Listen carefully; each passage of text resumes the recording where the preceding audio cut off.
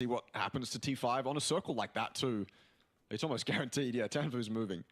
No point in staying up there. He could probably stay up there and be a nuisance towards T5. Just stay on the side of that hill, maybe weaken them. There is definitely a strong argument to be made about weakening T5 and X-Men in this zone. Just taking them down in whatever way you can, whether it's, you know, damaging their vests or doing the more important thing and getting a knock and flush. But it has to be justifiable. It has to be reasonable, because not only do X-Men still have a chance at 3 players, but TE also still have a chance to win this game. And so the risks you take have to be justified. Looks like T5 is in very close proximity to X-Men. And Rossiter Jr. is stacking up on the utility. Unfortunately for him, more smokes than utility that will deal damage. X-Men, this is the push they need to make. The final push. A game where they could probably do well. They're incredibly exposed and they're going to opt for the compound. This is looking better and better for T5. Yeah, got to win from this position.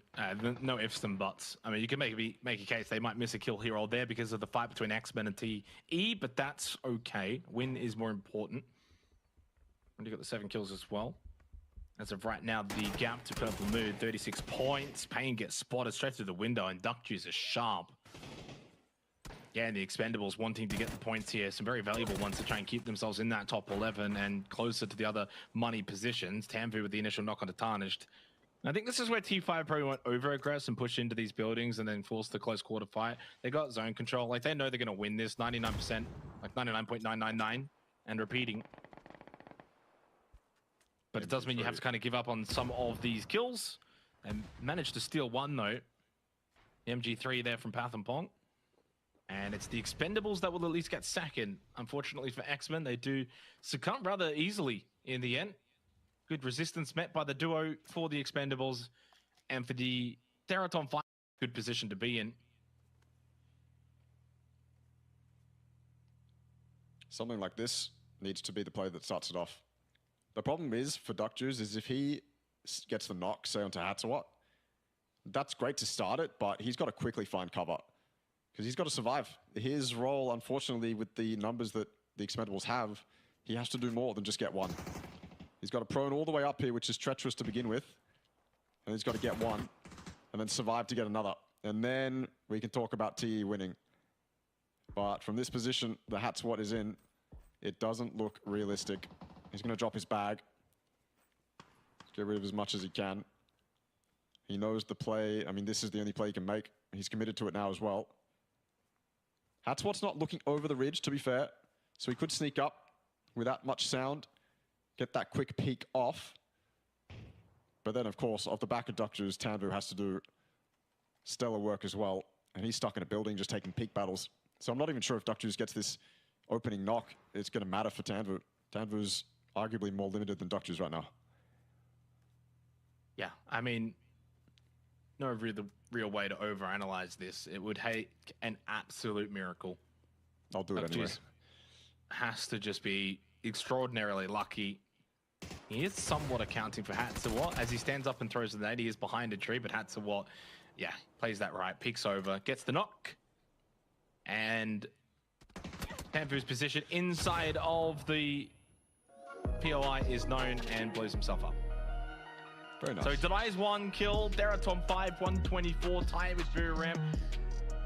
Hopefully for their sake, that one point doesn't come back to bite them later on, but it's not really their fault anyway. They get the win, a little bit anticlimactic because we probably knew they were going to get the win all of 5 minutes ago, but yeah. Hey, they needed it.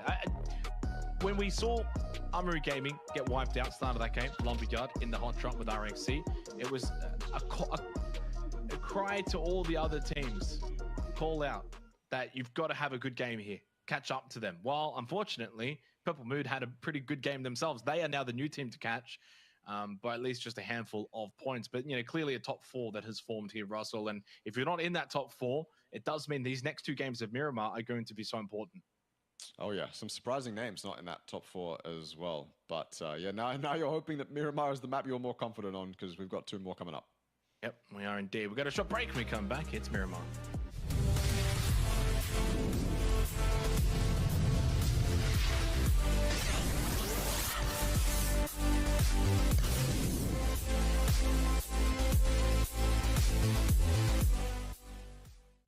Introducing the new and improved Let's Play.live. New look, new feel, new tournaments. Play and compete in dozens of esports tournaments from Open Division to Pro. Check out our new platform at Let's Play.live. Hey everyone, I'm Extreme, and I'm going to quickly go over the Armory Gaming last-ditch effort in the last round of qualifiers to qualify for the grand finals. So we start this fight off essentially after a lot of the action has transpired, and Riz is running into that shack, cleaning it out. Just fantastic from him, taking out NGE. That's one of the teams that Armory Gaming had to deal with. This is for their qualification into the grand finals as well. This gets a little bit dodgy though. Naan decides to push, and Shanks isn't watching from this back angle. When Naan makes that push, Riz has to get it done, and he does. He takes him out. It could have been dodgy from that moment, but then of course, Shanks has this long angle, and this entire fight is basically on Shanks. If he loses that 1v1, then that player in the shack is most likely dead. There's too much pressure on his shoulders. Riz would have to win that 1v1, and obviously you don't want to end up in a 1v1 when your qualification is on the line. So well handled, well composed by Armory. If you want to see more PUBG action, then check out the PUBG Asia Super Cup Winter on January 31st.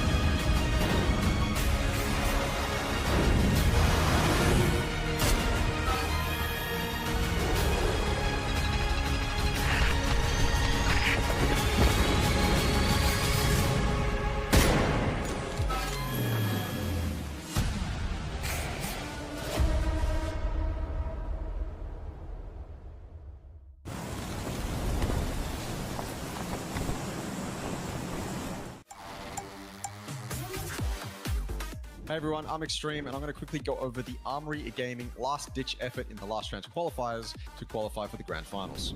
So we start this fight off essentially after a lot of the action has transpired, and Riz is running into that shack, cleaning it out. Just fantastic from him, taking out NGE. That's one of the teams that Armory Gaming had to deal with. This is for their qualification into the grand finals as well. This gets a little bit dodgy though. Naan decides to push, and Shanks isn't watching from this back angle. When Naan makes that push, Riz has to get it done, and he does. He takes him out. It could have been dodgy from that moment, but then of course, Shanks has this long angle, and this entire fight is basically on Shanks. If he loses that 1v1, then that player in the shack is most likely dead. There's too much pressure on his shoulders. Riz would have to win that 1v1, and obviously you don't want to end up in a 1v1 when your qualification is on the line. So well handled, well composed by Armory. If you want to see more PUBG action, then check out the PUBG Asia Super Cup Winter on January 31st.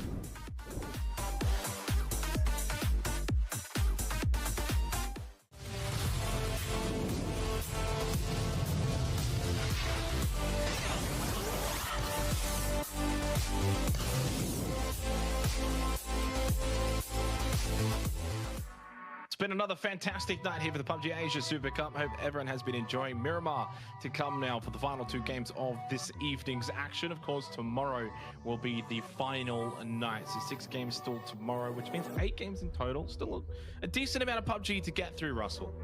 Yeah, absolutely a decent amount to get. There's still time for the guys at the bottom of the leaderboard to make it up if they really want to get it done. Then yeah, I mean, look, you're gonna it's pretty cutthroat. You're gonna have to be incredibly consistent and have some fantastic games. You gotta have that in your back pocket. But yeah, there's still plenty of time to at least get into that top 8 position. Yeah, we'll go to the leaderboard here as well and have a little glance at it. Now, Armory Gaming, of course, got wiped out in Lumberyard, so they got 0 points from Vikendi. That left them stranded on 146 points. Purple Mood overtaking them, and you can see just the amount of kills.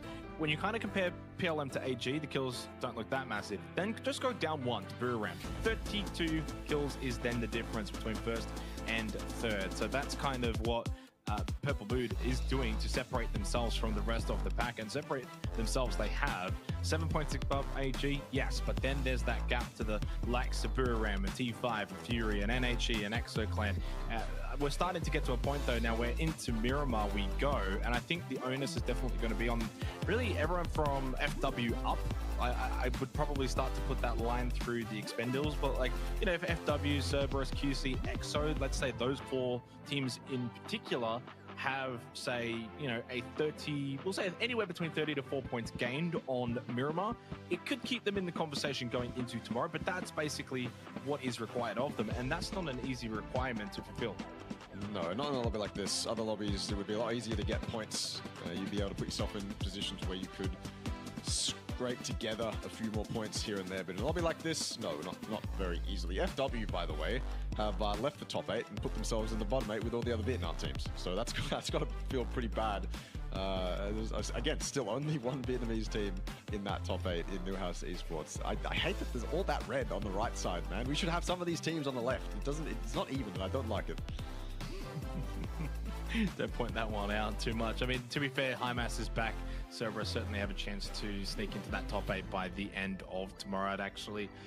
I'd probably put the odds on it actually happening with the way that Hymas has been playing, and as long as he does play into tomorrow. So far, though, it's been all about Thailand and Australia. When we look at the first 4 games that we've had today, Buriram, T5 from Thailand, EXO and Fury from Australia dominating for today. Although the win for EXO, of course, was not really the definition of domination. They did have to grind out a nice gritty win from circumstances that really weren't all that great. Buriram started the night off in a great fashion, but the last couple of games certainly leaving a little bit to be desired. And T5, that was a much needed win. You have another poor game there on Vikendi, and you're kind of in that group that I listed off before, those 4 teams. You probably then make that 5, including T5. Right now, though, they're not in that list. They go into Miramar, and if they can have a solid Miramar, they're not all about being in contention for tomorrow. They'd be absolutely almost tired. So I think T5 have got themselves a really nice position here. It's just about making the most of said position going into the last 2 games.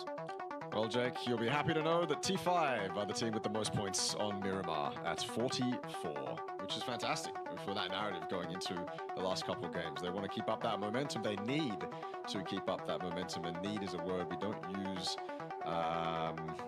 Well, now I'm looking for another word here. Need is definitely the apt word to use, because yes, eventually the maths are going to run out on you. Eventually it's going to become impossible for you to make up those points. And so for T5, at least they're on a map that, I mean, historically in this grand final, they have been somewhat comfortable on. Even with a win to them, they've still racked up 26 kills alone on Miramar, and that's commendable by itself. So definitely an opportunity for them. Although that said, my immediate thought going into Miramar is whether this Q confirm and RXC hot drop in Hacienda is still going to happen.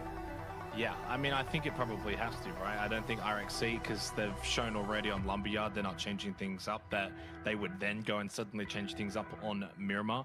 I think that would surprise me, certainly. So we'll see if that does actually eventuate. I think it's with Q confirm, is it not? And obviously Armory Gaming was a team that looped close by to Hacienda. They like to pop over and get a bit of a look in. And, you know, you think about the fact that we flip tomorrow, so we start with Miramar. It means it's not a case of like tomorrow night, last 2 games, Miramar, AG might need the points, they might rush over there, get involved. So they have to think about that now. Like, next 4 games that we play are all on Miramar, which means that they're in a position where if they want to do something like that, I'm talking about AG maybe crashing the little Hassie drop, trying to get involved, not necessarily hot dropping with them, but you know, normal drop, loot up, run straight to Hassie, knowing that even if someone wins that, they're going to be a bit wounded, not really ready for another fight. Those are some very valuable points you could get. It also is coupled with the fact that one of those teams is second last. So you do kind of maybe feel like the only downside is that same team has been dominating you on Vikendi, so make of that what you will. Yeah, look, it could play into the mental, but I don't think it will. I mean, look, Armory Gaming are going to have to think outside the box probably for the rest of the tournament. I mean, look, there was a point, I think, where... Well, I guess there was never a point where they were really super comfortable in first. PLM was always on their heels, or close by them. PLM was in first at one point.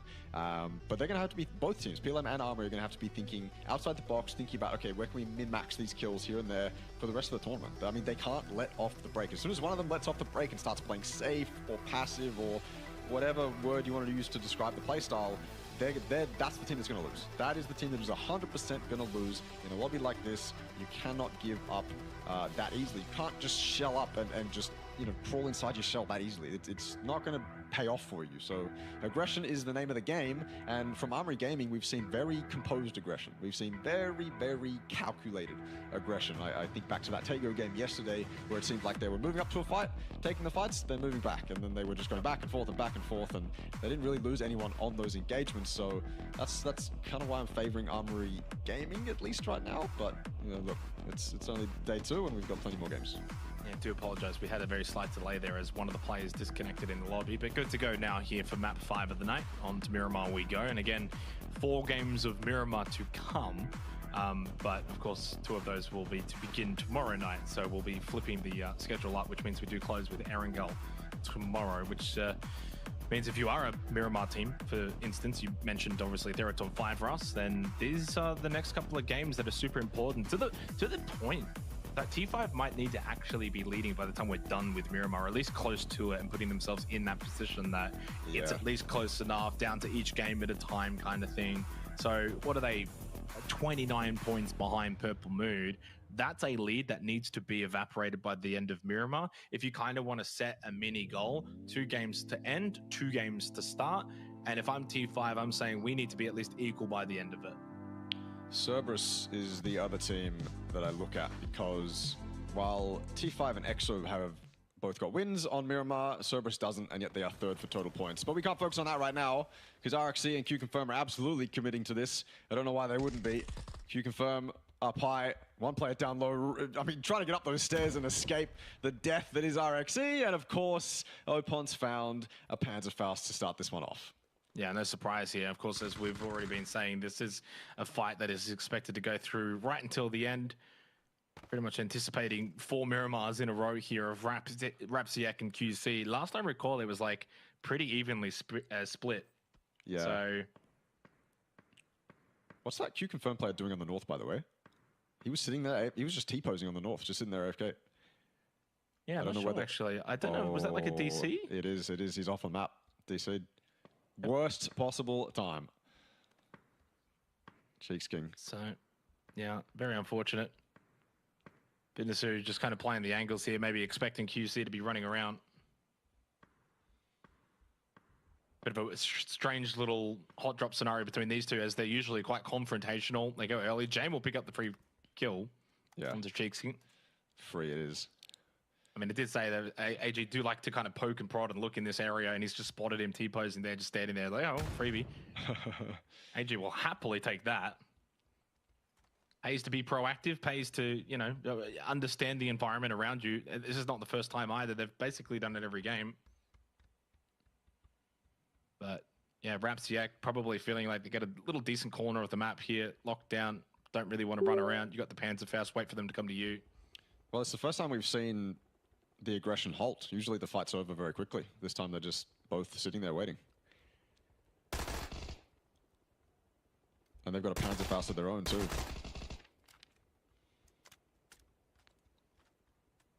I think they've both got the same idea right now. I think it's just a literal classic case of 2 teams with the same identity and same game plan. Sit in the corner, wait for the other to run around, catch them off guard. Well, Jame as well, his presence means that mentally, at least for these 6 players, they're limited to running around the outside.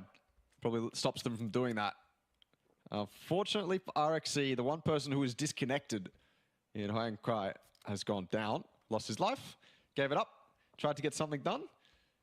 And I wouldn't be surprised if we see Thanahan and Vinasu crack to action here, even though they're on the back foot.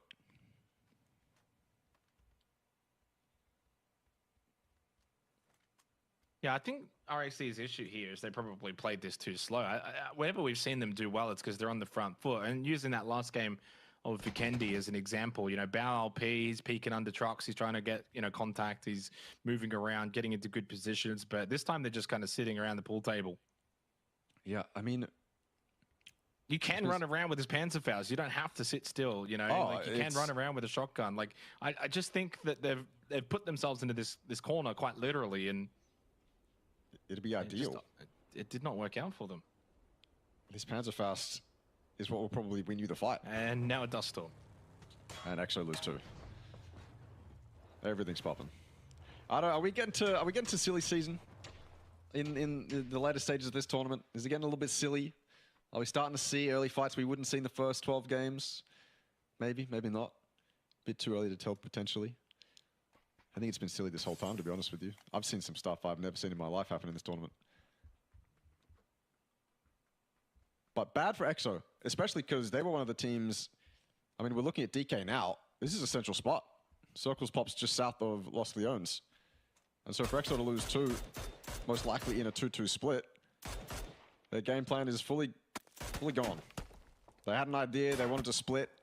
They were thinking about, hey guys, if the circle goes here, we're going to do this, we're going to regroup, this is our rotate path here and there, and then that has all been completely shut down after losing 2. Discord has gone a lot quieter, for sure. Still manageable though.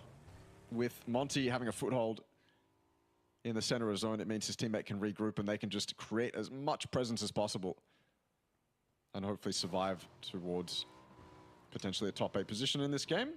X-Men are also moving in up on that north towards those shanties, those shacks, whatever you want to call them. And Tarnished, that is a nice headshot onto Hoang. Body shot as well, I believe, or an arm shot or something. Definitely 2 bullets landed. And he'll just skate by on 3 HP, but I mean, now presence is known, I suppose. Just wonder if you're EXO Clan, do you just shift your focus here? If the night, you know, kind of finishes around this mark, you know, 7th place, 50 to 60 points behind top spot, do you just come together as a team and be like, all right, look, we're not going to win. We're not going to get first. Let's forget about that. But top 5 is still, you know, firmly doable. Decent little upgrade in terms of prize money. You know, and a top 5 finish in a lobby like this is honestly nothing to sneeze at. That's actually quite good. Yeah, that's, I mean, if you're really top 5 in this lobby, that's, you know, essentially like PGC qualification from the APAC region, right? So 1 spot out. Yeah, so I mean, at least close to that.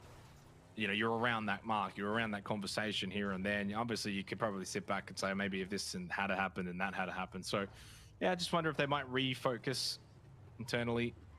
Obviously, you never really want to give up on winning everything, but I think the conversation's pretty simple. Keep trying to play your best, but let's just try and get top 5. That's certainly more manageable. Yeah. Something to actually aim for. That is achievable, as DK will happily take the 2 kills, play long building, good position hit. Circle 1 down towards the south, encompassing Los Leones and the hill valleys around it. As though this game, for me, firmly on that sort of like proverbial top 6. I'll just keep NHE in because they're on triple digits, but everyone alive, everyone healthy. And how this game progresses is going to be very curious, especially around Purple Mood and Armory Gaming. They're the ones that have got that, you know, rather big lead now. Yeah. They go out early, Brew, T5, Fury have big games. Suddenly the final game of Miramar tonight becomes very intriguing.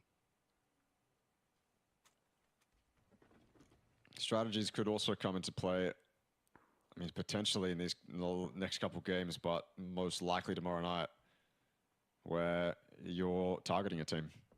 Not necessarily hot dropping them or road camping them, but if they pop up in the kill feed, then the onus is on you to stop them from getting any more points in that game. I mean, if you're Armory right now and Purple Mood starts fighting right next to you, I think the decision is pretty simple. You know, allowing for the terrain and the buildings you might be next to, hoping that they're pretty good to work with.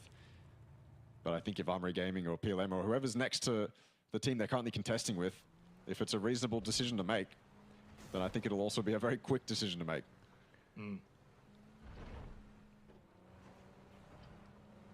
Curious to see what the circle's going to do here. This can be just about going anywhere. Yeah. We had obviously lost the owners the other night, which was fun. A little bit dull in terms of the mid game because there's just far too many buildings to play out of, and you can fit just about all 16 teams. Canaxi losing his life, not ideal. Well, Rim down on the coast. I assume he just kind of wandered in towards DK's territory, lost his life on the rotate, and they've got not really the best of position. Rim down to play early, not ideal for the team in third, wanting to catch up to AG in Purple Mood. But obviously, Ram do like to play the edge. They can typically come in quite late. I think back in the last PUBG Thailand series, they had the most blue damage taken out of every team. Well, obviously the kind of team that wants to go dead center, but yeah, they're also right on the edge. Cannot really go any further out. The water is there blocking them. T5 rotating on an isolated side, actually. All the way to the east. Fully alone for the moment. Good copper feed too. Yeah, I mean, that would be incredible for them. I mean, that would mean everyone else around them is fighting kind of to their north, to their west. Not really. That's not bad though. I like that spot for that kind of circle. It's good for them, don't get me wrong. Don't get me wrong. They've got options too. The main thing is what you said is it's isolated, right? So in terms of, especially on Miramar, when there's a lot of sightlines on this map, not having to worry about it. I mean, to be fair, I do see kind of Fury, QC further north. I've lost the owners. They'll backfill in. Probably a very similar kind of rotation to T5. So those teams and those threats will eventually arrive. But for now, it is isolated. Probably would do best with getting a phase 3 circle shift up towards that northeast if they're going to get a lot from it. Worst case scenario, could always just send it in towards Los Leones. But they are getting shot at by TE as HiMass with the DBS up close. This thing can wreck. Do it to him.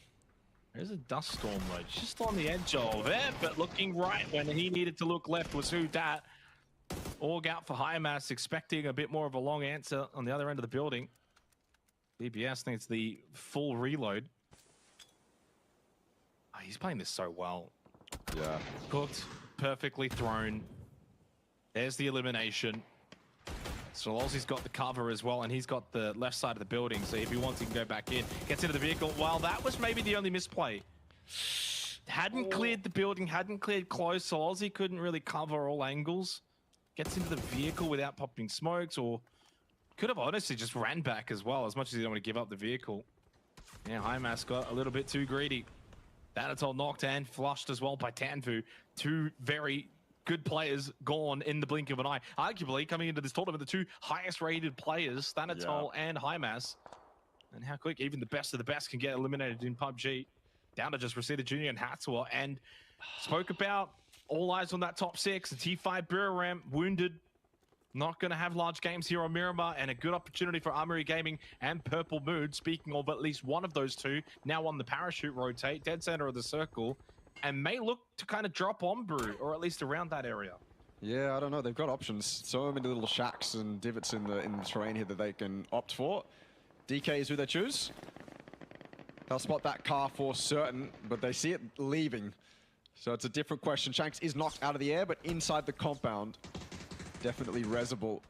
And just the pure presence of 4 armed men coming at you from the sky is enough to get Jun out of there and regroup. I mean, look, it's smart. You don't want to give up the spot that DK has. It's a fantastic spot in a zone like this. And to lose a couple players would be not a smart choice. So Armory Gaming get away with the emergency parachute.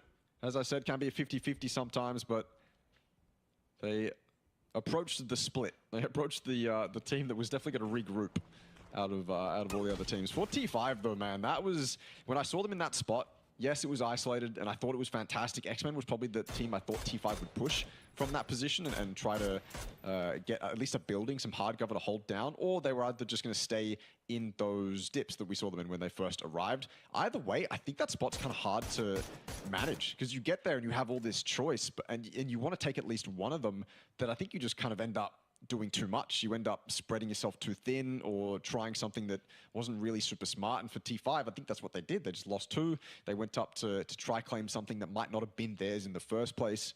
And that isolation turns into the opposite very quickly when they run themselves into TE, which sucks because I really do think they had a decent chance to deal some damage this game.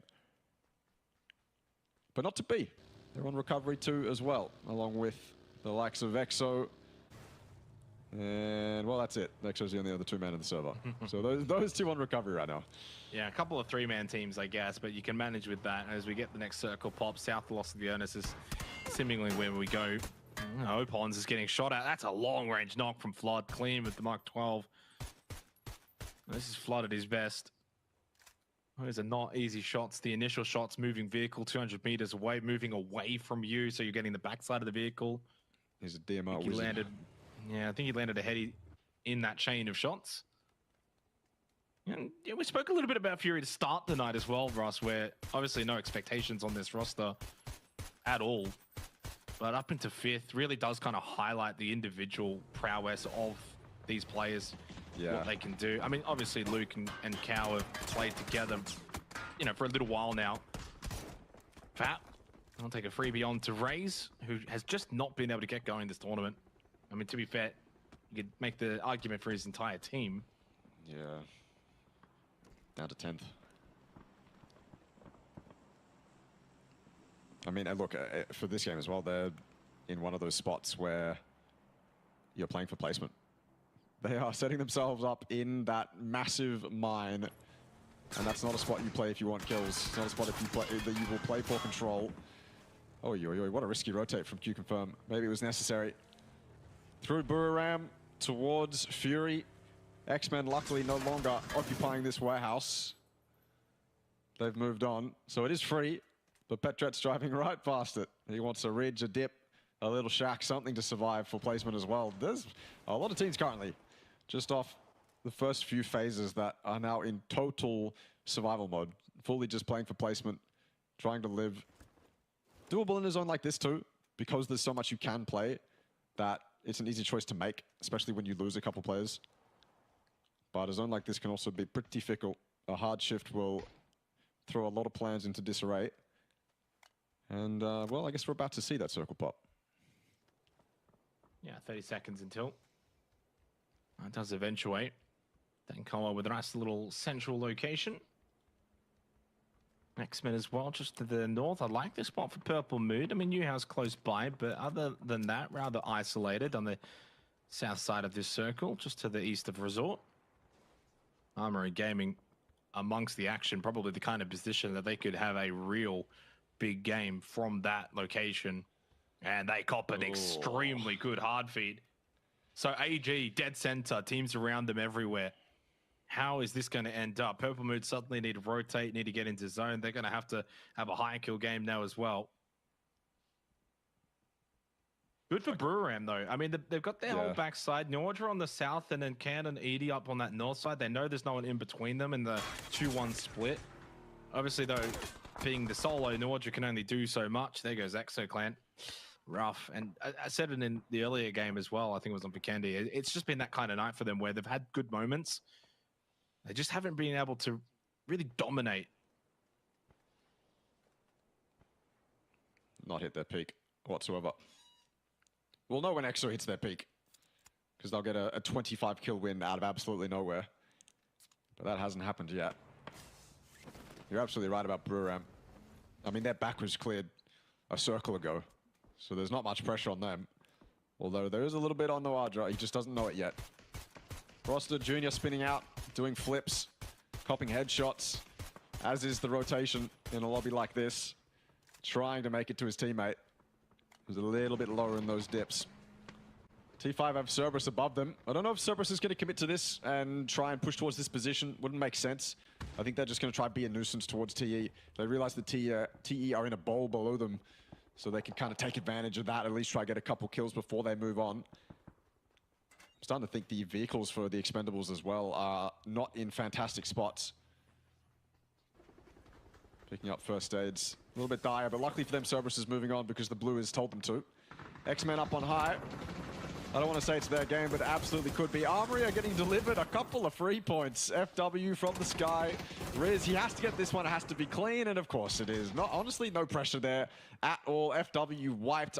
Armory didn't even suffer a knock. The emergency parachute would have paid dividends potentially a circle earlier, but now everything's taken, and you just ran into Armory Gaming. Yeah, I mean, they'll happily take that. I mean, don't even have to really lift a finger for it. Dead center position. Sure, you're probably expecting teams to want to send it onto that location. AG ready for it. 3 kills. Rosita Jr. a little bit slow in that vehicle. 2-man for T5, kind of affording to just really get out of it there. He's dead, surely. Luke 12 doesn't really mess from here. Oh, he does go prone. To be fair, tough shot. And also, well, it doesn't have to be just Luke 12. Here comes Wakikumukau to finish the job that Luke started. There goes Rosita Jr. 3 kills for Fury. And with T5's exclusion now from this game, 11 points the gap between Fury to T5, and that could actually send T5 to 5th place if Fury can go on and have a really solid performance here on Miramar. Hung Fong Du eliminated by Tarnish. Valuable points for X-Men, and just quietly getting closer and closer to maybe overtaking RXC to get out of that bottom spot. Van Nye Lots of kills there on Cerberus. They get wiped out. And that is, what, 92 points for them going into the final game tonight after this. It's not good. That's one way to put it. Not expectations, at least. You look at Cerberus and you go, okay, top 3, minimum. Guaranteed. But I guess they've been messing with rosters, and you've said it multiple times. If you're going to mess with rosters before the official season starts, then a tournament like this is a fantastic tournament to do it in. X-Men continue to do okay, though. They're in a decent spot. Circle hasn't been too harsh for them. And they've got the high ground as well, so you would expect them to take full advantage of this. And Tarnish certainly has 3 kills to his name. Their next play is to move down into those dips. Chu finishes off the Expendables. And I guess that's pressure taken away from X-Men. They no longer have to deal with that. Unicorn, Cybert, X-Men probably going to go their separate ways. No reason for them to fight outside of zone. I think they're kind of both fighting for the same spot, though. Those ridges in front of them look like the most likely play for both of them. And so it might just be whoever beats them to the punch. For Buriram, though, their control maintains... I mean, it's the same as it was before, except now they've got intruders. NHE have moved up from the south onto Buriram's territory. I believe they were dealing with a solo before. This time around, it's a little bit different. Multiple members of Newhouse trying to take Buriram's control away from them. And you can see with 3, Buriram have to keep their head on a swivel. They have to watch multiple different angles. There's multiple teams they have to keep track of. They have to, I mean, they're going to be limited on information because they have to dedicate resources to Newhouse Esports. And while they dedicate resources to Newhouse Esports, the entire circle is going to play out behind them. Although Newhouse have got the opening knock onto Nadra, and that might make this push up the hill easier. Yeah, they're 2 up now for Buriram. Need to try and salvage this, need to try and keep Nadra alive. Not sure if that's going to be a capable thing to do. Just under a minute until phase 6. Nice break from Danoa. Was it? Well, started off. Gets you into half health, and then from there, bullets just seem to go missing. Yeah. I'd say shots 1 to 3 certainly landed. I don't know about 4s to 8. After that, I think they all just went astray. Neil T and Newhouse. That was clean. Yeah, dealt with Buriram. Really does open up 3rd and 4th, and that's a really, really good sign as well for Purple Mood and AG. For those teams in particular, you know, we kind of spoke about, Ross, like, at least I mentioned at the start of this game, if Purple Mood and AG would have had bad games, yada, yada, yada, opens things up for everyone else. Well, the opposite has now happened. Buriram, T5, gone. The competitors looking to challenge out of this game does now mean that gap extends once again. You're absolutely right. And Armor Gaming in prime position to take this game. They are playing these ridges like, okay, that's one way to take out a team, I suppose. I mean, look, they're taking out teams without even looking at them, Jake. I don't know what to tell you. Flood was about to get that kill. He was all excited, jittery. Guys, I'm about to get a kill. And then from the sky, a rocket comes down and ruins his fun. So, I mean, that's something just that you never had to deal with. You never had to deal with that one, Russell. No, I never did. Thank God. PUBG Esports in 2024 is a different beast. It is. 7 kills for Fury, 4 players up. Certainly the kind of game that can, you know, by the end of it, get them into the top 3, keep them in contention and going up against Purple Mood and AG. There's a big game for them, north side of the circle as well. And good vision, as you can see from this POV. Can they capitalize? Can they have themselves another big game? Obviously got a win earlier today. Back on Tago. Big thanks to Luke 12. He had a good one, and this is a good circle. 2-2 split, a lot of zone control. AG in the middle still have not moved. Haven't moved for 3 phases. Maybe 4. Purple Mood eventually going to be pushing in, but they've already been kind of thwarted back. Watching the map, LPL_play on Twitch if you want to watch it. Danko Gaming have made life very difficult for PLM. Every time Flocky tries to push forward, DK are just shooting at them. And if they get too far forward, then they're pushing into Armory Gaming anyway. So certainly not a lot of threat here up onto the north for Fury, at least for right now, while they're still in the circle. Mind you, that changes in a minute and a half if it does go south. And there is Jun getting a nice kill onto Sapal. That's the end of Unicorn Cyber. 6 teams remain. There is the solo of Petret that Fury could step on, but I don't think so. I think he's too far away. More likely to engage with Armory before Fury. But yeah, you're absolutely right. These guys don't have any threat to worry about now. I don't think they're going to step on Petret now. They'd have to expose themselves to Armory to do it. They'll regroup towards the north. And just, I mean, look, from here, they just spread out. They just spread out. They get as many angles as they can. If they're in the same mindset as us, obviously we have all the info, but if they know for sure that their northern side is clean, then I can see them spreading around the entire top of this circle and dominating all these teams as they engage in their own fights. Purple Mood, luckily for them, I don't think Armory is going to be able to push them when they're fighting DK. I think if Armory was to push out, teams like Fury and Newhouse would look at them. So I think Purple Mood can get away with taking this fight with DK. It just has to be a little bit clean. It can't be delayed. Jund can't, get across the road and live for too long. It's got to be really well handled from Purple Mood. And if they are going to let DK live, then they have to hope that Armory Gaming push DK before they push Purple Mood. But I think the angles are much more favorable for Armory Gaming to push towards Purple Mood. That said, Armory Gaming have Newhouse to deal with first. Yuta knocked down by Shanks. Armory Gaming wanting to get involved. Double from Shanks. He eventually confirms nil T. Dimmesty's been knocked by Flood. Fury have eyes on that location from the north, looking down. Jun, long range, again, just keeping Purple Mood at bay. Trust me, they've been trying to push in for the last 5 minutes now, but Dankoa Gaming are making it very difficult for them to do. Nice shots onto Jun, keeps him behind the building. Shanks eventually gets that kill. Dimesty getting revived. Still going to be 4 up for Armory Gaming with the 6 kills in a good position. Nice nade from Jun D. He's back into the roster. Touch on that. He was out for the first night, or at least the first 2 nights. He's pushing right up, very aggressive. Could play underneath the vehicle if he wants in terms of the angles. And he does get the initial one onto Thanoa. Can he get any more? No. Smell got one though into Escalusia, only Flucky, and he's gone. Nicely done from Dankoa Gaming. Well, for the last 5 to 6 minutes, while PLM are top of the standings, DK though in control of that particular team. Kept them right out of the circle, right out of good position. Got the kills, 12 points for them, and edge a bit closer to number 11 on the leaderboard. In terms of the importance of that, it's obviously the pay jump. To get out of the bottom 5, you do get a little bit extra money, so close behind the Expendables, but a big opportunity now for Armory Gaming to retake the lead here in this leaderboard. Didn't expect that out from DK. 12 kills so far in this game. They've had that central spot the entire time as Newhouse get dealt with, but I didn't expect them to come running out of there with that much confidence and just take Purple Mood on like it was nothing. 12 kills. Most out of anyone right now. They've definitely fought for it. And here's Fury moving into position. Moving closer to Dankoa. They definitely want to deal some damage. This is Fury trying to, A, stop DK from getting any space that would give them an advantage over Fury, but B, wanting to weaken them. Pushing up now as well, committing to it. They value this fight towards DK so much that they're happy to commit members going up close. Sneak attack is the front man, but hiding in the smoke is Jun. He's low HP, but playing around smokes, that cannot matter. The blue zone grenades will be fantastic though. They limit space, and they might even knock Jun if he's not careful. He's either got that backpack on, or he's just in between the 2 that were thrown. Petred's dealt with as well. That was the solo that they could have stepped on, but Flood was too aware.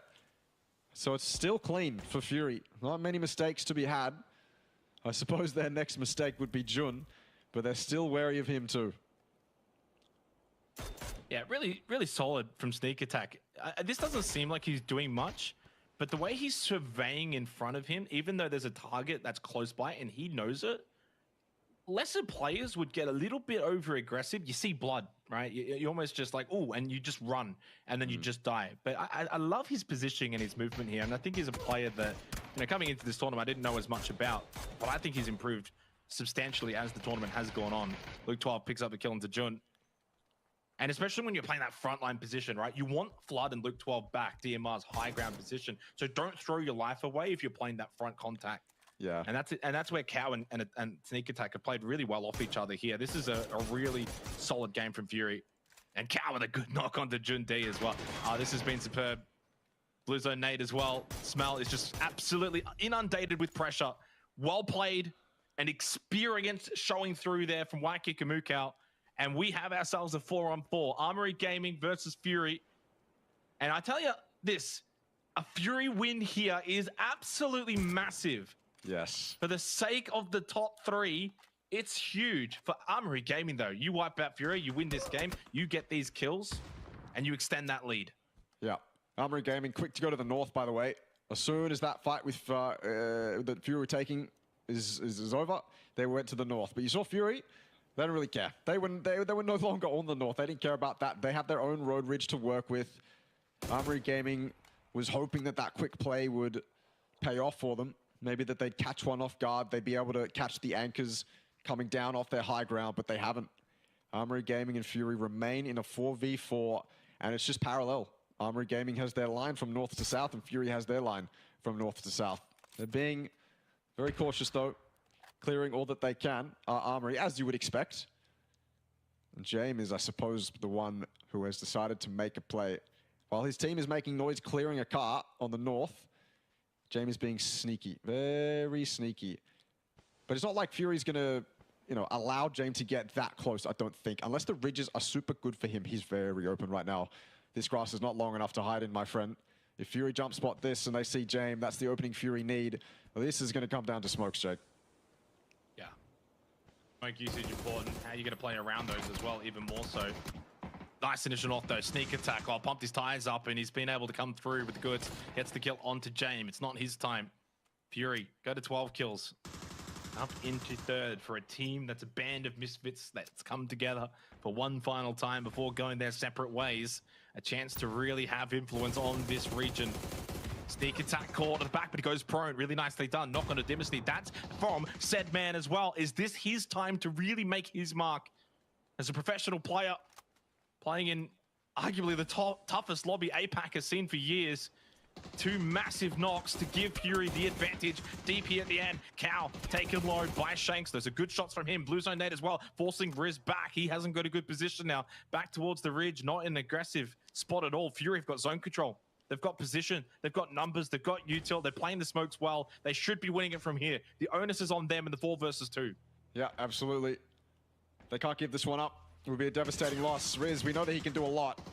But I think this is too much to ask for, unless Fury push towards him. A 1v3 now, but I think even he realizes it's over. Completely done. Fury with a very well controlled and very well played game. Had control of that from 20 minutes ago, it looked like. And of course, when you have control like that, confidence like that, it's going to translate into a 15-kill win. Damn. Jeez. Yeah, damn, indeed. That's their second win of the night as well, mind you. They've had a big night for Fury. They were 9th coming into tonight, Russell. They were 9th. Now up into 3rd. That is a huge jump. They've been absolutely magnificent. I'm not sure what's changed. I haven't really spoken to them. I know obviously that maybe you have, but probably not prior to tonight, or at least not about tonight. But we're going to have to, because something has changed. It's been night and day from the first 2 nights into tonight. And look, they're also the kind of team that's not going to be going and watching the VODs and scrimming and practicing and being too worried. They would have just rocked up on the night, and it's obviously all just clicked that obviously in these deep moments, they've been very influential, and they've been so perseverance as well has been strong. I don't know, running out of good things to say for Fury. They've been great. Up into 3rd from 9th. Incredible. We'll go to a break when we come back. Of course, though, one final game for tonight, and we'll see what Fury can do once again.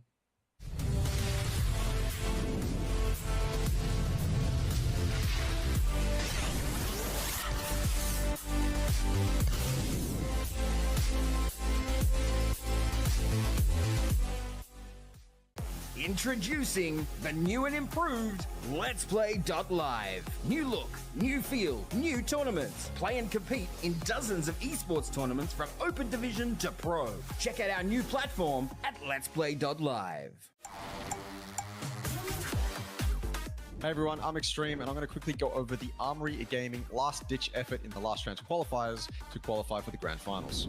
So we start this fight off essentially after a lot of the action has transpired, and Riz is running into that shack, cleaning it out. Just fantastic from him, taking out NGE. That's one of the teams that Armory Gaming had to deal with. This is for their qualification into the grand finals as well. This gets a little bit dodgy though. Naan decides to push, and Shanks isn't watching from this back angle. When Naan makes that push, Riz has to get it done, and he does. He takes him out. It could have been dodgy from that moment, but then of course, Shanks has this long angle, and this entire fight is basically on Shanks. If he loses that 1v1, then that player in the shack is most likely dead. There's too much pressure on his shoulders. Riz would have to win that 1v1, and obviously you don't want to end up in a 1v1 when your qualification is on the line. So well handled, well composed by Armory.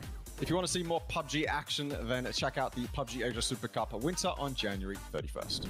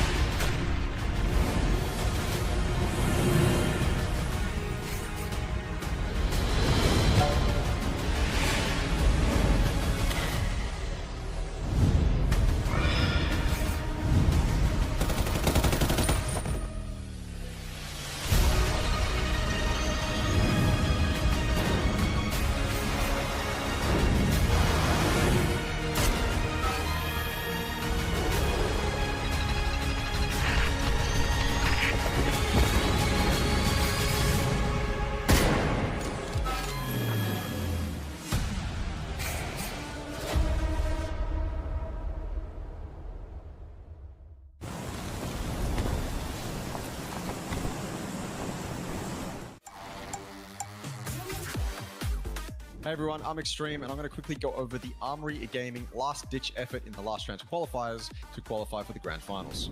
So we start this fight off essentially after a lot of the action has transpired, and Riz is running into that shack, cleaning it out. Just fantastic from him, taking out NGE. That's one of the teams that Armory Gaming had to deal with. This is for their qualification into the Grand Finals as well. This gets a little bit dodgy though. Naan decides to push, and Shanks isn't watching from this back angle. When Naan makes that push, Riz has to get it done, and he does. He takes him out. It could have been dodgy from that moment, but then of course, Shanks has this long angle, and this entire fight is basically on Shanks. If he loses that 1v1, then that player in the shack is most likely dead. There's too much pressure on his shoulders. Riz would have to win that 1v1, and obviously you don't want to end up in a 1v1 when your qualification is on the line. So well handled, well composed by Armory.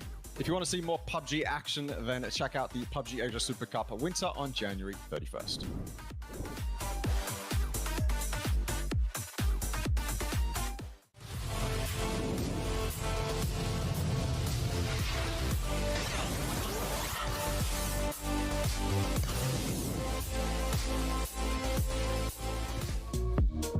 Massive game from Fury, 15 kill win to kickstart this Miramar bonanza that we've got closing out tonight and starting tomorrow, of course, and puts them rightfully back into a position where they can look at that top spot and think, hey, we can actually win the whole thing.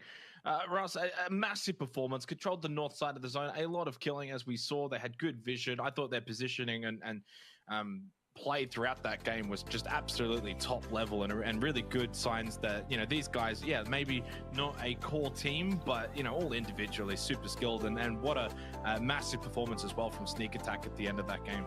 Yeah, the North American sub coming in and actually dealing damage. I think before the tournament started, he was meant to be the IGL. I don't know whether that plan has changed over the coming games, but I mean, look, all these guys, yeah, they've got the synergy, and they're players that know how to reel themselves into, and we saw that in that game. They were incredibly good at not overextending, and I guess the prime example of that is that Sneak Attack play when he was right next to Jun, but he had cover from behind him, so he didn't really have to do anything. And I mean, look, that's a sign of good communication too. I think these guys' communication is probably pretty decent right now.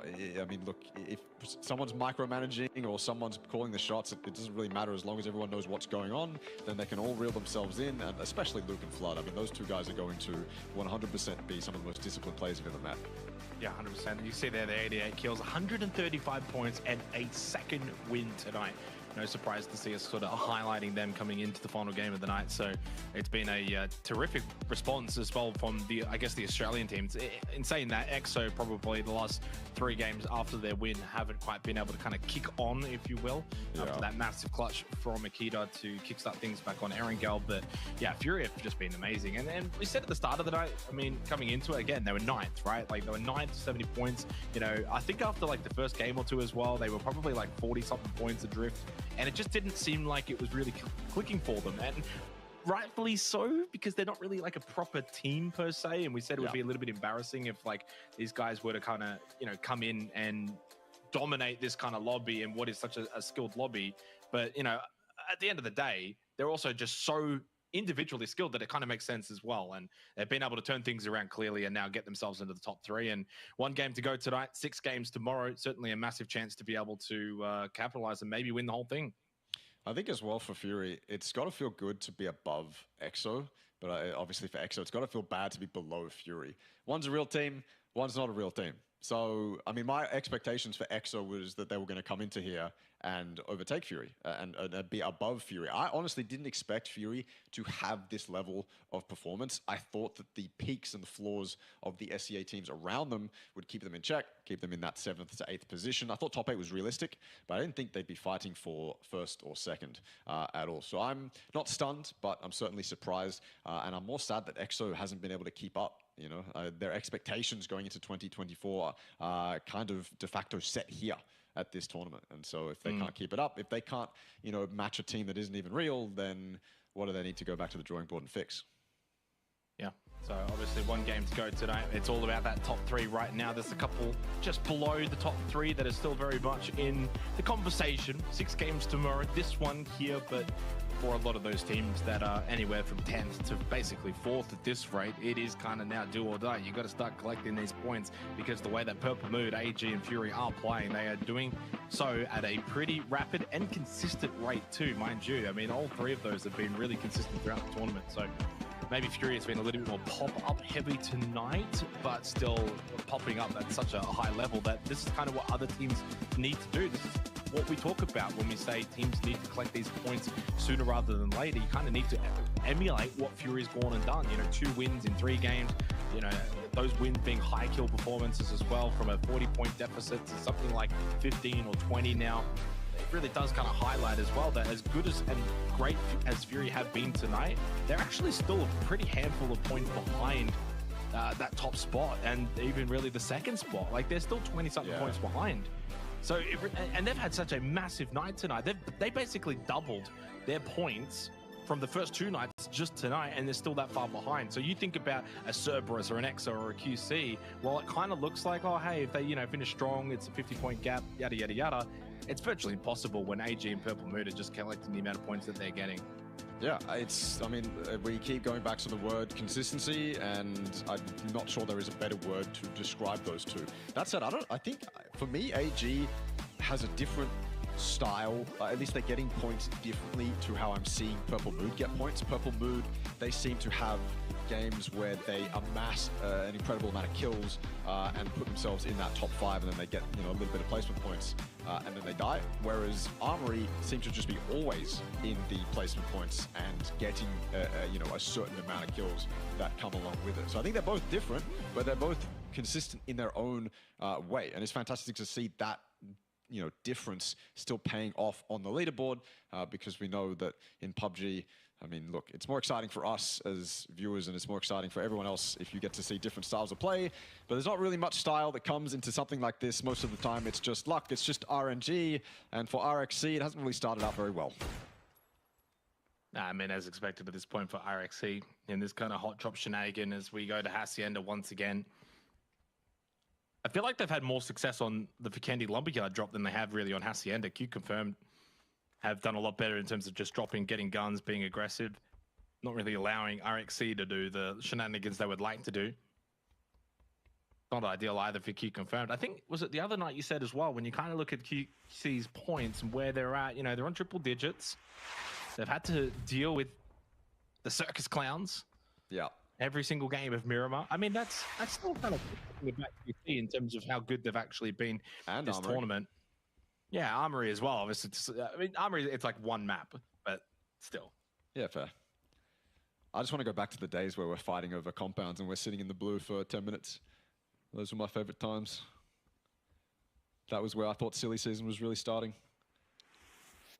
Panzerfaust, though, both these teams have Panzerfausts. So, look, if these guys run... Okay, and Armory Gaming's with the mortars. All the way from... Oh, it's either them or Brew. But as soon as Leons runs up these stairs, I'm pretty sure he's going to be greeted with a Panzerfaust rocket, which is why he might be a bit hesitant. I mean, look, I'd be hesitant running up there regardless. M4's pointed at the stairs. M16's Vector as well. Not fun. And this is stark contrast to how this hot drop has gone before. Exclusively starting today, both these teams have decided to take it a little bit slower, which I'm totally okay with. Although that said, waste more time.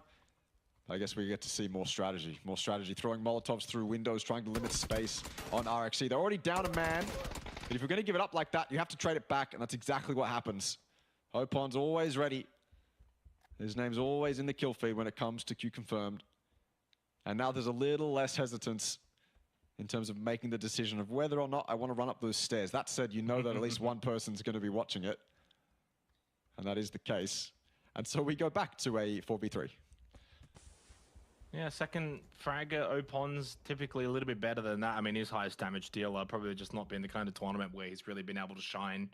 The hot drops here on Miramar, not ideal. You're not really playing the way you would like.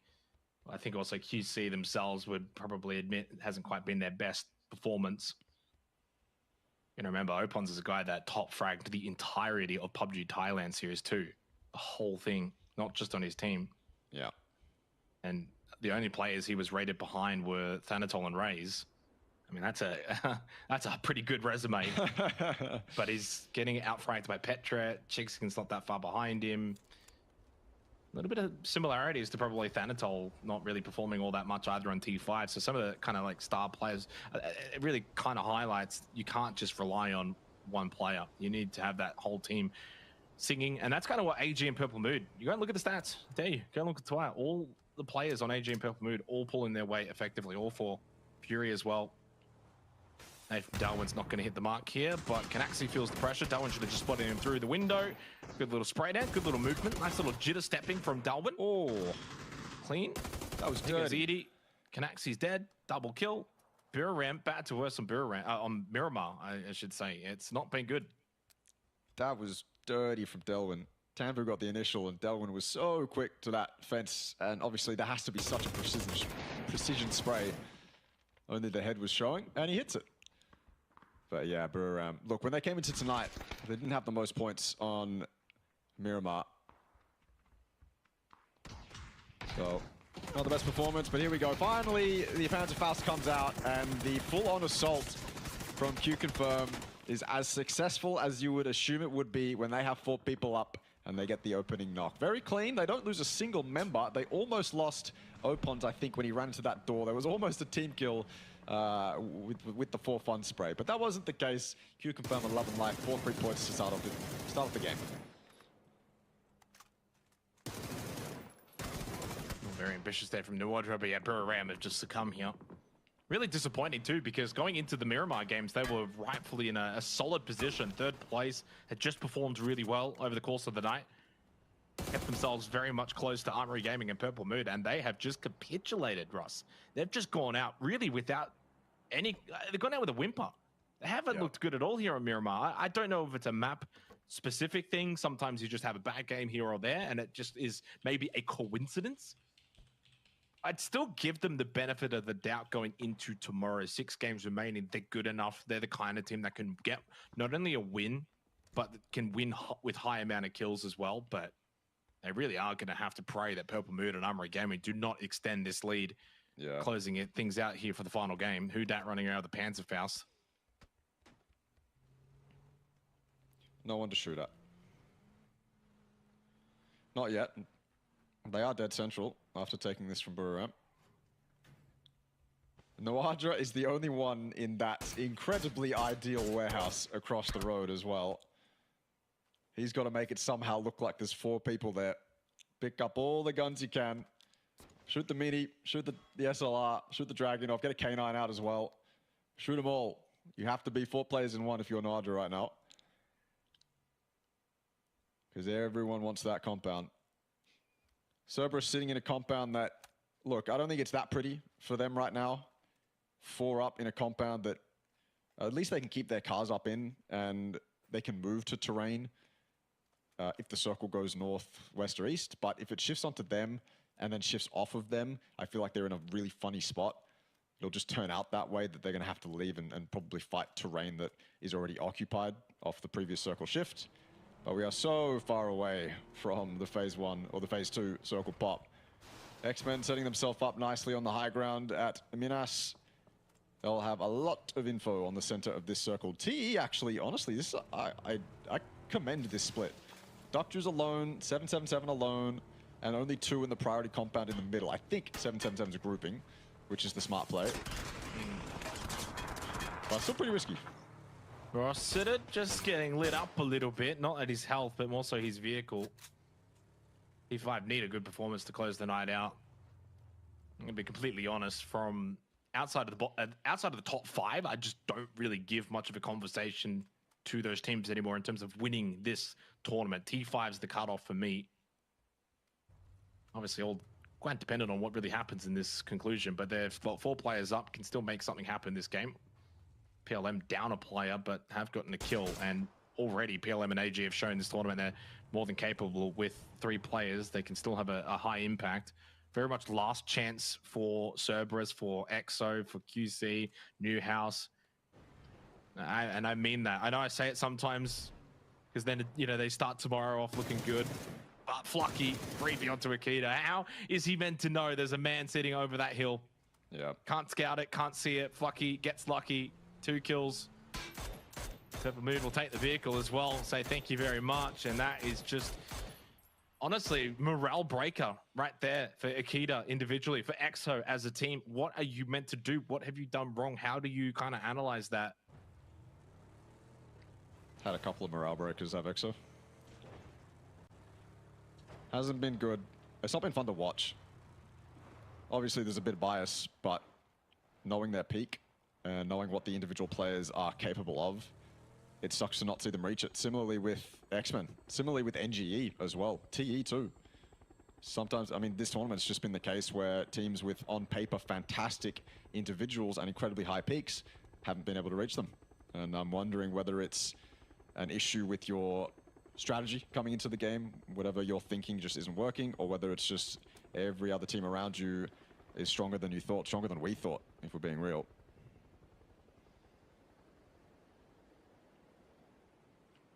This is not going to go well. I can almost guarantee you. If they make this hot drop work, or this emergency parachute work, I am lost for words. It doesn't look like they are. I think they played it smart by entering, or at least Takai has, by putting himself on the outside fence. But the rest of his teammates sent it straight into the compound. Ooh, Panzer fouls from Muda. Yeah, out of nowhere. Wasn't expecting it, never are. And it's just Takai left. And NGE, they will remain in a spot on the leaderboard we never ever thought they would continue to remain, down there in 13th. Yeah, and at this point, I've seen enough this tournament to probably think that's about right. Good team that can have good nights, just can't do it more than enough. There's some real quality there, as there is really. All 16 teams are quality at this level, in this kind of tournament, when you're looking at the best of the best. But when it comes to the comparison point of like an NGE versus, say, the top, 10 teams, what sets those teams apart is they're just able to scrape together points in games that they're not performing that well in, be able to live quite a lot longer. I think also scout better, get better positioning, rotate better. Everything. But more importantly, just, well, yeah, probably everything. More importantly, though, just be consistent. I know it's a word we harp on, but NGE can have some really high highs. They just don't do it often. I'm going to look up some synonyms for the word consistent. It's just such a good word, though. It is. Congruous, agreeing, accordant, consonant, compatible. Nah. I don't think we have any. I don't think we have any other choice, man. Consistence are in the option here. Yeah. Non-conflicting. There we go. Yeah. I don't know. I don't know if you can kind of string that as a sentence together using the sentence non-conflicting. But anyway. And I know it's a dead horse at this point that we're beating for NGE. It's unfortunate, but when you've got some absolutely talented players, comes the expectations. They've done well in this tournament too. We have something to base off in recent history. So a downfall this harsh it's going to stand out. Silence across the board. A couple shots. I'm looking at the map and I'm only seeing one set of traces. Two set of traces. No one else is shooting at each other. Everyone's waiting for the circle pop. And as we've seen a lot this tournament in all stages, group, LCQ, and here, I think less so here to be honest with you, but still more here, everyone seems to just be able to find a spot on the map, not die, not lose a player for no reason, and just survive. And keep that player count going into the Phase 3 and Phase 4 pop as high as it possibly can be. And we're seeing that here too. There's a 4-man split on the north and the south, DK and Fury respectively. And everyone else is fitting nicely as well. No one is taking any unnecessary risks. They're all playing pretty standard PUBG. And look, I mean, it's fantastic to see here, but it's also going to create a lot of chaos in these coming circles. Up to the north we go. God. Wow, big hard shift. Water treatment, T5, they like this. Jeez. So does FW. As they just come out of that pickup system, they immediately come out of it. They went straight in, then straight out. They were like, okay, well, circle pop's good for us. Let's go straight back to water treatment.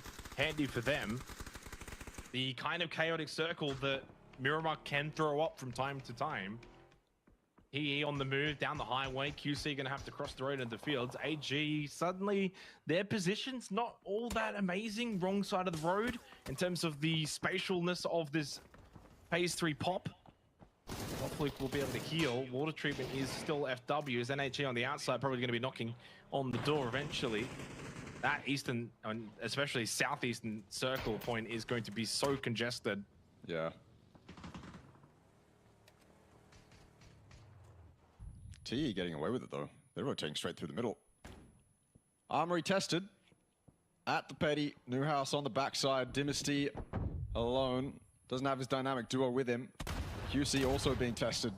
Bit of a ridge fight outside the compound. QC pulled up.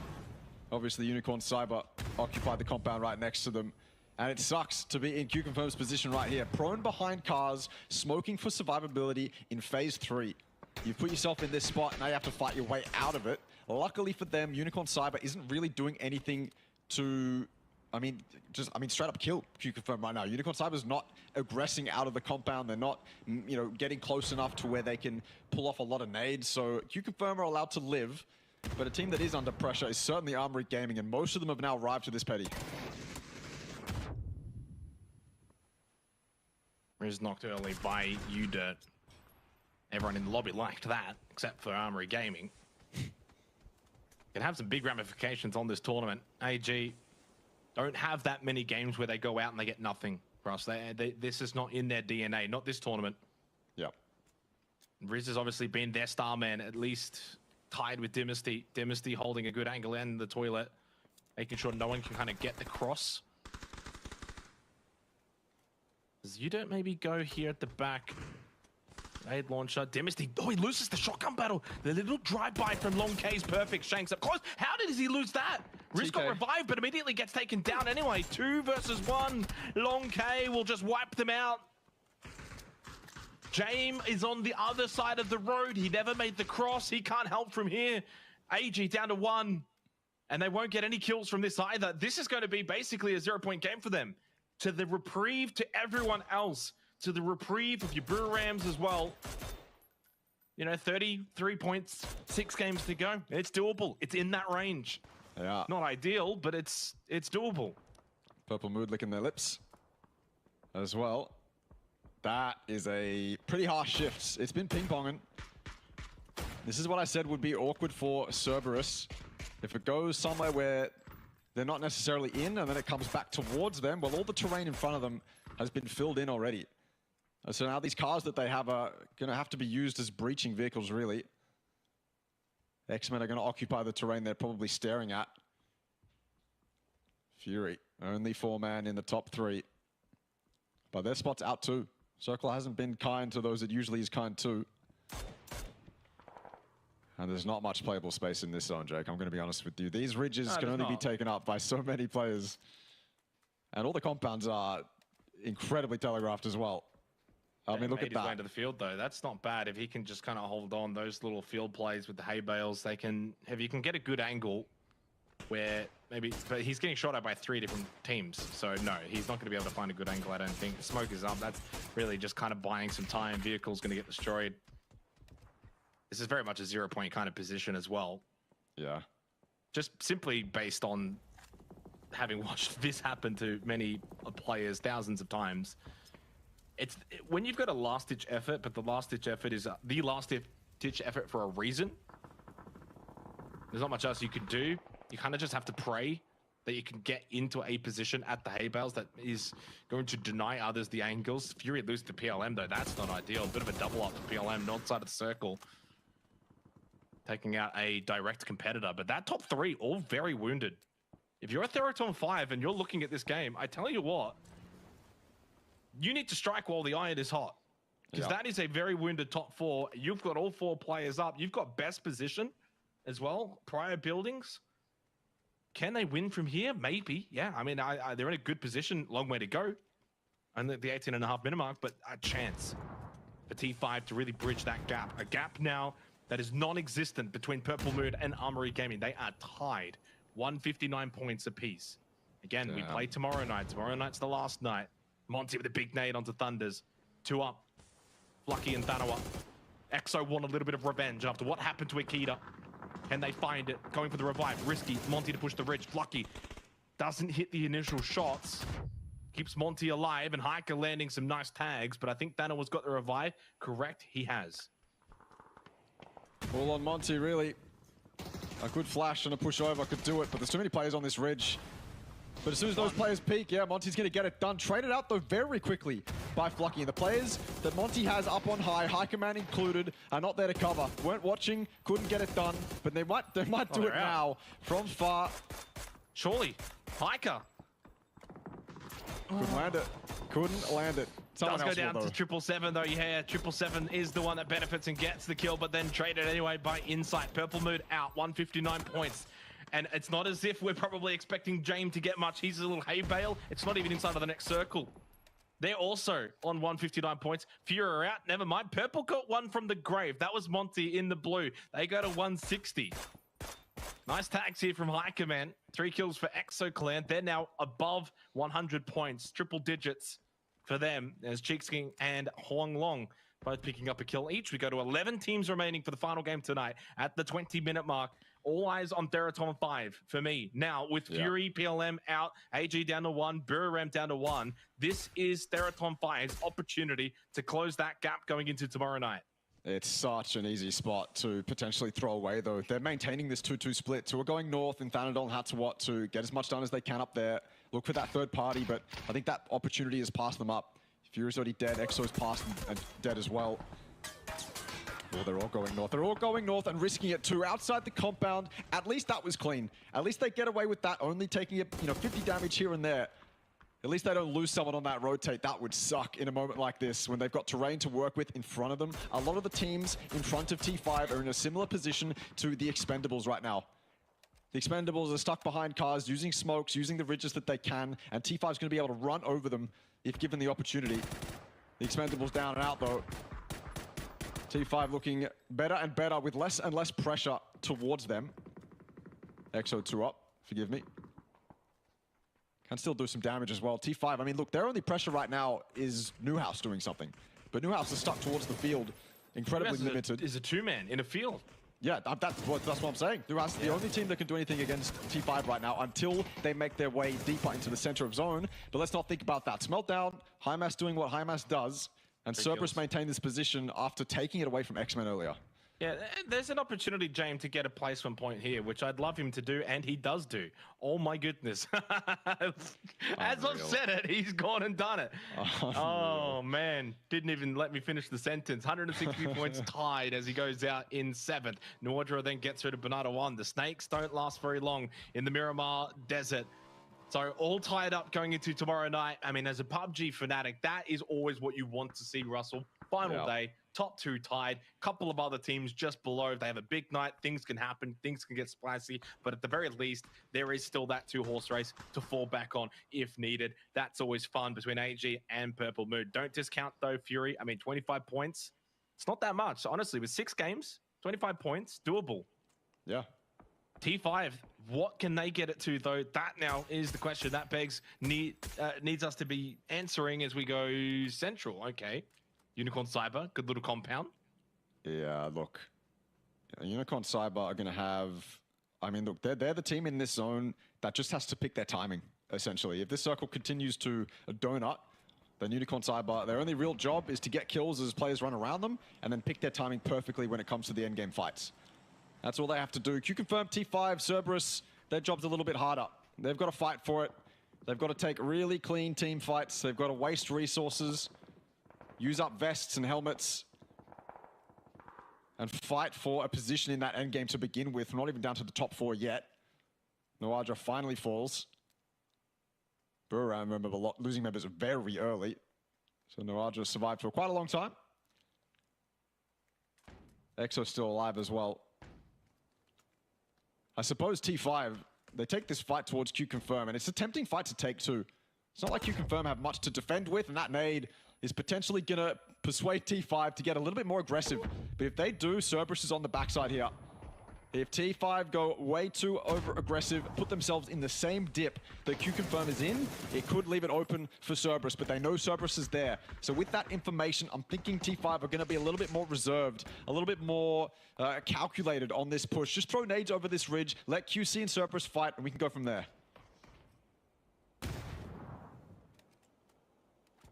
3 kills for Theraton 5, up to 130 points, closing in on Fury for 3rd place, closing in on the top 2. Main thing is to just keep healthy, keep the 4 players up. You're going to need them to take out Unicorn Cyber at that compound, who have got 6 kills themselves. Remember, they're trying to get out of that bottom 5, get into the top 11 for the money. You get into 11th, it's an extra $1,000, and it obviously continues for each position above 11th. So something to fight for there if you're Unicorn Cyber.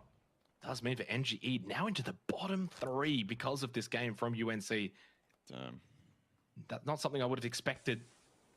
Nope. Coming into the grand finals, Hymas, 9 bullets left in that AWM. Has the barrel as well with the 3x. 40 seconds till phase 7.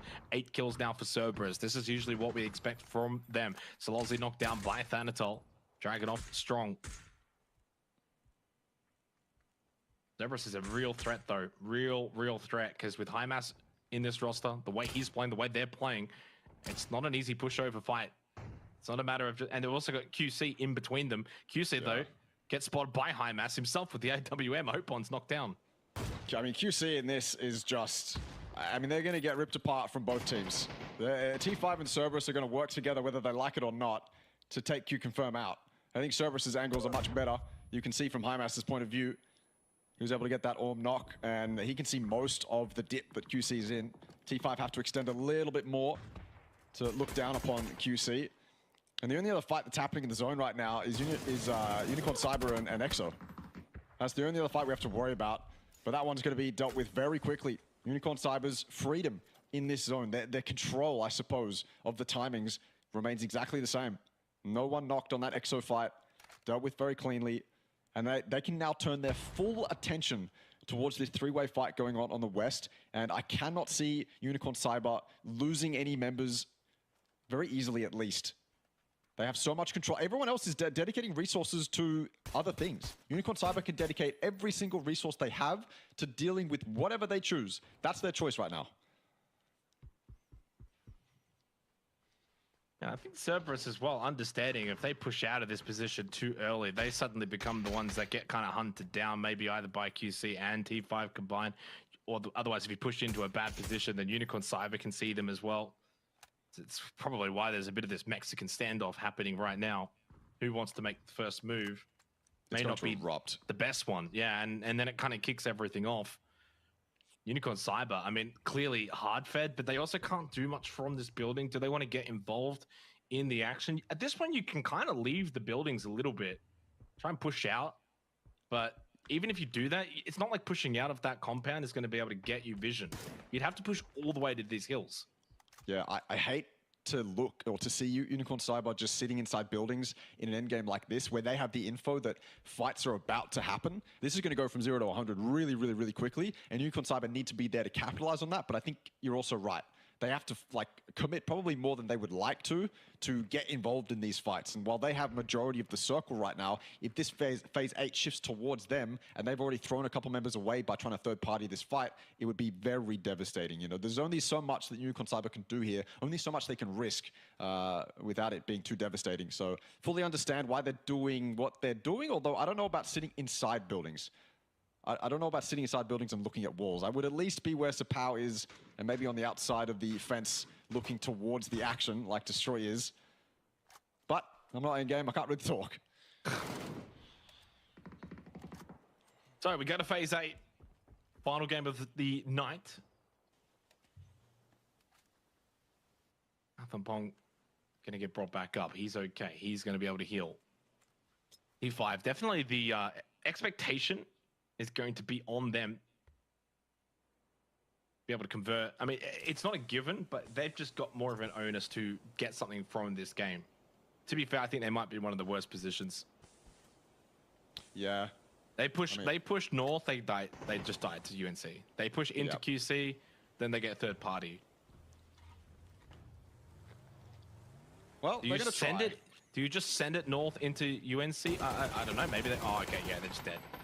Well, they kick things off. The shockwave of gunfire around the map. Pat and Pong, Thanatos both immediately knocked down there as well by a combination of UNC, and they are gone. It's actually QC that got wiped out by basically everyone.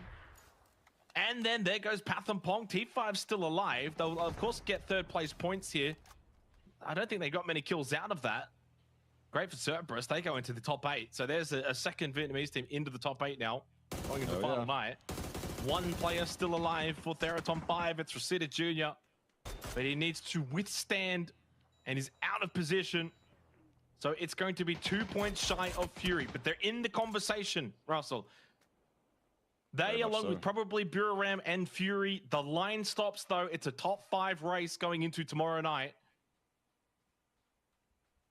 They're all within that 30-point margin. Buram short, 31. We'll give them that. That's okay. But that was kind of what we were hoping for going into the final night tonight. Oh, sorry, tomorrow night. Cerberus, though, good opportunity to leapfrog now into the top 6. Yeah. Although you look at Unicorn Cyber's control and think, how is Cerberus going to do this? Sapao is the X factor in this game. He's the one playing off his teammates. He's the one that Cerberus won't expect to be as close as he is. His job is vital to winning this fight. Because Unicorn Cyber, the rest of them are probably going to get pushed out of that compound eventually, but that circle's been a little kinder to UNC than it has to Cerberus. Cerberus will most likely going to have to leave their position first. That's what the circle dictates. Smokes aplenty, I'm sure of it. Cerberus have so many bodies to loot. They can smoke off basically that entire fence if they wanted to. Although I say that, Hymas has no smokes. Maybe Unicorn Cyber had used up all the smokes, actually. That makes more sense to me. Unicorn Cyber's utility had already been used up by themselves. So Cerberus don't actually have much to work with. Whatever they had from before, Hymas 3 vest is broken as well. This is looking a lot worse for Cerberus than I thought it did initially. I mean, you can see when Hymas peaks. What option does he have but to hit these shots and then hope for the best? Yeah, he's got one last bullet. Although they can maybe get to this tree. Could be a reprieve. Good spray, though, from Destroy and Huda and also Chu. Talk about a team effort to close the game out for Unicorn Cyber. And with that, puts them 5 points shy of the Expendables for 11th place and a little bit of a pay rise bump. 6 games to go tomorrow and a 15-kill win. And it's not always about just getting the compound. You've still got to push out, get the kills. Theraton 5 could quite capitalize. 3rd place, 4 kills, despite position that they had. But nevertheless, it's a top 5 going into tomorrow night that all still have a chance. 30 points is not easy. I don't want to make it sound like it's going to be a formality. You need a huge night. You need a lot of things to go your way. Purple Mood and or Armory Gaming having a bad night. You then yourself need to go and have like a 60 to 70 point night as well. But it's in that range of being able to be doable, Russell. You have to agree. 30 points, that's usually the cutoff. 6 games, it's in the margin. It's definitely in the margin. And I mean, look, these teams are going to go into tomorrow night and think that's totally doable. And if they think it's doable, then so should we. I'd like to amend one thing. Unicorn Cyber, in that game, I want to give them a little bit more credit. The reason we saw them looking at walls is because they were accounting for Cerberus to push their compound. So they had allocated 2 to the outside walls inside those houses to just wait for Cerberus to push into that compound. If Cerberus opted to do that, then the other 2 would look at everything else that was happening in the zone. So it was actually a lot smarter from Unicorn Cyber than I thought. I thought they were just going AFK for no reason, but that obviously wasn't the case. So full credit to them. Before we get this leaderboard up, I have to dispel. I've had bloody Waiki Kamukau at me, and he's like, is that actually a seatbelt? Enough with the seatbelt shenanigans. It's a bloody sling. Come on, guys. It's a sling. You know what? Wait. Seatbelt's gone. Illusion's over. No! Dude, what if you break it again? Well, then the seatbelt probably has to stay on, but... Oh, my God. I've had enough, okay? He's a big boy. We're just obviously waiting for the leaderboard to get updated, and then we can look to close things out. But, I mean, as we know, obviously, the top 5 is really the key focus from here, Russell, right? For me... It's basically, though, down to AG and Purple Mood, but we have to do the job of hyping up the others. It would take something astronomical. So my question to you is, out of Purple Mood and Armory Gaming, and I know it's a coin flip, but who have you got to win this? Or would you go and maybe go for an outsider, one of the others, as we go to the leaderboard? I'm going to go Armory, and I'm going to go Armory for the same reason I went Armory and LCQ. And it's because even when they are under the absolute most pressure they can be under, every action they take in the game, whether macro or micro, seems incredibly composed. They don't seem to they don't seem to quiver that much. They don't seem to act scared or anything like that. And I think, I mean, look, Purple Mood has been incredibly consistent, but it's like a hot and cold consistent, whereas Armory Gaming have just been rock solid the entire time. So I've got Armory Gaming. Yeah, I might go Purple Mood. I've liked what I've seen from them in terms of their consistency. The good thing for both, and it obviously applies for both, is they've only got the one win. I look at that as a good thing as well, because you kind of look at Fury, T5, Buriram, Newhouse, they've all got multiple chicken dinners. For Purple Mood and AG, they're still getting a ridiculous high amount of placement points despite not really getting the wins per se, which does kind of suggest to me that they're getting very consistent, you know, top 5, top 6 kind of placing. They're getting towards the end game. They're getting a lot of kills as well. And when I was looking at the Purple Mood boys as well, statistically for their kills, again, it's very even spread, at least across the top 3 of them. Danawa, going into the last game, has actually been leading the entire tournament in the grand final, beating out Dynasty by 1. Then you got Thunders sitting in 3rd, and then you got Flocky in 5. So you've got 3 out of the top 5 kill leaders on the same team. Obviously, hence there are 108 kills. And don't get it wrong, obviously AG have got a lot as well, but it drops off quite heavily after Dynasty and Riz. Dynasty and Riz, it does drop off a little bit. So I just think Purple Mood have got a tiny bit more of that firepower, and I think that might be the difference maker going into tomorrow. Is the fact that for Purple Mood, they get to play all 6 maps. For Armory Gaming, Vikendi has been a bit of a no-go. I'll get your final thoughts, Russell, before we close things out.